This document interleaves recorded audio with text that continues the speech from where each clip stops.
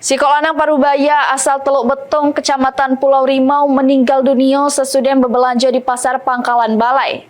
Sebelumnya, korban sempat ngikat belanjaannya ke motor, sesudah itu tercampak tak sadar ke diri sehingga dinyatakan meninggal dunia.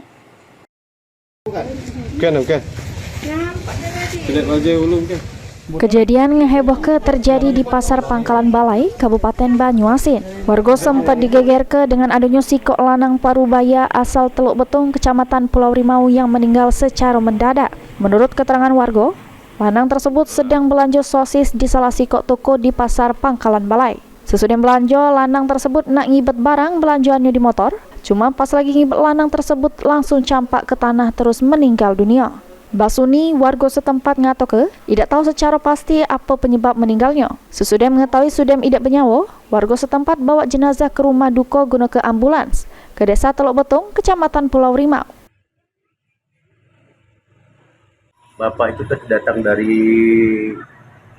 Sumber beli sosis di Pasar Pangkalan Balai di toko itu.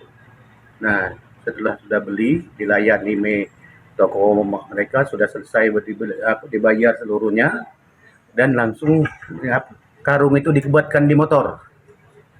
Nah, sudah kebatkan motor, belum terakhir ngebat, dia langsung jatuh, campak. Nah, dan langsung meninggal dunia. Setelah itu kami kompromi dengan Pak Yudi Dagar, pinjam mobil Hasta, ambulan Hasta, kita antarkan langsung barang-barang dan mayat tersebut ke Teluk Betung. Ridho Ilahi, PAL TV.